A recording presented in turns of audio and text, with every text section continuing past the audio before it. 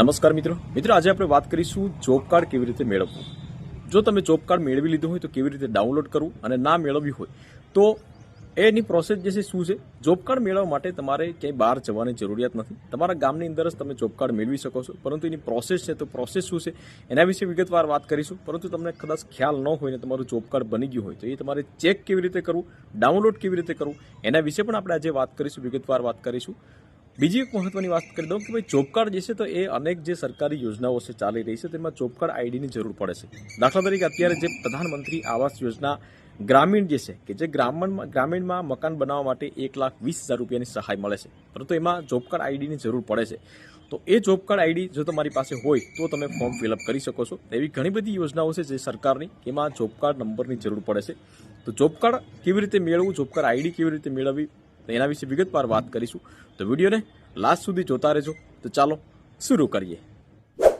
તો job card કઢાવવા માટે અથવા તો તમારું જોબ કાર્ડ નીકળી ગયું હોય તો એનું સ્ટેટસ શું છે, મતલબ કે ડાઉનલોડ કરવા માટે ડાઉનલોડ કેવી રીતે કરવું, અને તમારું જોબ કાર્ડ જો ડિલીટ થઈ ગયું હશે કે નથી ડિલીટ થયું, અત્યારે એક્ટિવ છે કે ડીએક્ટિવ છે, એ સ્ટેટસ ચેક કરવા માટે સૌપ્રથમ તમારા મોબાઈલની અંદર કોઈ પણ બ્રાઉઝર ઓપન કરી લો।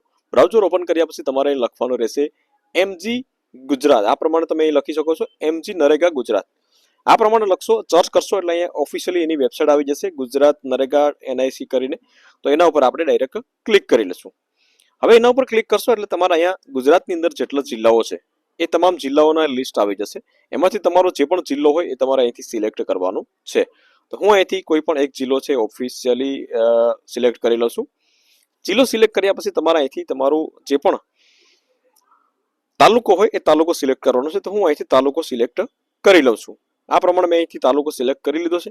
તાલુકો સિલેક્ટ કર્યા પછી તમારે અહીંયા ગામડાઓ આવશે। આ પ્રમાણે અહીંથી તમારા જે પણ ગામડાઓ હશે તે ગામડાઓ અહીંયા આવી જશે। તો અહીંથી કોઈ પણ એક ગામડું તમારે અહીંથી સિલેક્ટ કરી લેવાનું છે, જે તમારું ગામડું હોય, કારણ કે તમારું ગામડું તમે સિલેક્ટ કરશો તો જ આમાં તમને ડિટેલ મળવા પાત્ર રહેશે। ગામડું સિલેક્ટ કર્યા પછી તમારે કંઈક આ પ્રમાણે ઇન્ટરફેસ થશે। અહીંયા તમે જોઈ શકો છો જોબ કાર્ડ રજિસ્ટ્રેશન।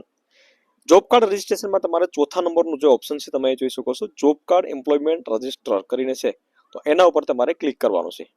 હવે આના ઉપર તમે ક્લિક કરશો એટલે અત્યાર સુધીમાં જેટલા પણ તમારા ગામની અંદર જોબ કાર્ડ નીકળ્યા હશે, ડિલીટ થયા હશે, તો એ તમામની વિગત તમને અહીં આવી જશે। જે એક્ટિવ છે મતલબ કે તમને કોઈ લાભ મળ્યો છે કે નહીં તો એ પણ અહીં ડિટેલ તમને આવી જશે। તમારા ગામના તમામ લોકોના જોબ કાર્ડ ડિટેલ તમે ચેક કરી શકો છો અને એને શું લાભ મળ્યો છે એ પણ તમે ચેકઆઉટ કરી શકો છો।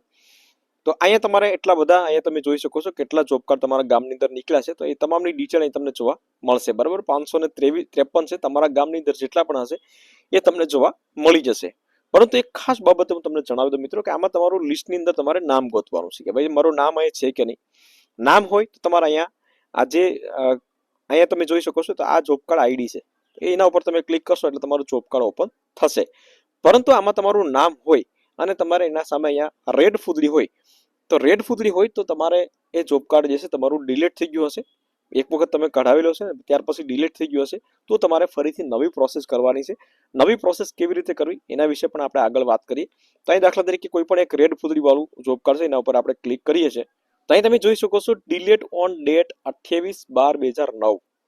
2009 ની અંદર તમારું આ જોબ કાર્ડ નીકળ્યું હતું, પરંતુ આ 2009 ની અંદર ડિલીટ થઈ ગયું। 2008 ની અંદર તમારું જોબ કાર્ડ નીકળ્યું હતું, તો કોઈના કોઈ કારણોસર આ જોબ કાર્ડ જે છે તમારું ડિલીટ કરી દેવામાં આવ્યું છે, બરાબર। અહીંયા તમારી ફેમિલી આઈડી જેટલા પણ મેમ્બર હશે તમામ ડિટેલ આવી જશે। અહીંયા તમારું આ બધી વસ્તુ, તમારું નામ ને આ બધી વસ્તુ આવી જશે, પરંતુ આ ડિલીટ થઈ ગયું છે। તો ડિલીટ થઈ ગયું છે તો હવે એના માટે તમારે ફરીથી તમારે નવું કઢાવવા માટે પ્રોસેસ કરવાની રહેશે। હવે ફરી એક વખત આપણે બેક જશું અહીંયાથી। દાખલા તરીકે એમાં તમારું કોઈ રેડ ફૂદડી વાળું નથી તો ડાયરેક્ટ એક્ટિવ છે મતલબમાં, તો એના ઉપર આપણે ક્લિક કરીએ તો અહીં તમે જોઈ શકો છો ડિલીટનું ઓપ્શન તમને ઉપર જોવા મળે છે, એ ડિલીટનું ઓપ્શન તમને જોવા નહીં મળે। અહીંયા તમારા જેટલા પણ સભ્ય હશે એ તમામ સભ્યોના નામ પણ અહીં આવી જશે, કેટલી ઉંમર છે એ આવી જશે। તો આ પ્રમાણે આખી ડિટેલ તમને અહીંયા આવી જશે, અહીં તમે જોઈ શકો છો। તો આ પ્રમાણે તમારે આ જોબ કાર્ડ આ પ્રમાણનું હોય તો તમે જોબ કાર્ડનું આઈડી જે છે એ યુઝ કરી શકો છો કોઈ પણ જગ્યાએ। અહીં તમે જોઈ શકો છો જોબ કાર્ડ નંબર કરીને છે, તો એ આઈડી તમારે કોઈ પણ જગ્યાએ દેવાની છે। દાખલા તરીકે અત્યારે પ્રધાનમંત્રી આવાસ યોજના જે ગ્રામીણમાં છે કે જે મકાન બનાવવા માટે ગામડાઓમાં મકાન બનાવવા માટે 1,20,000 રૂપિયાની સહાય મળે છે, તો એમાં જોબ કાર્ડ નંબર માંગે છે, તો એ જોબ કાર્ડ નંબર તમે ત્યાં દઈ શકો છો। હવે આને તમારે સ્ક્રીનશોટ પણ લઈ શકો છો। ડાઉનલોડ કરવું હોય તો અહીંયા 3 લાઇનિંગ ઉપર ક્લિક કરો અને અહીંયા ટપકા ઉપર ક્લિક કરશો એટલે તમારું ડાઉનલોડ થઈ જશે। પરંતુ અહીંયા તમે જોઈ શકો છો મિત્રો છે એક્ટિવ બતાવી રહ્યા છે, તો એનો મતલબ છે કે તમે કોઈ પણ સરકારી યોજના જે છે એનો રોજગાર તમને મળ્યું છે, એનો તમને લાભ મળ્યો છે. હવે તમને શું લાભ લીધો છે એના વિશે તમારે જાણવું હોય તો તમે અહીંયા એના સામે જે છે એના ઉપર તમે ક્લિક કરો.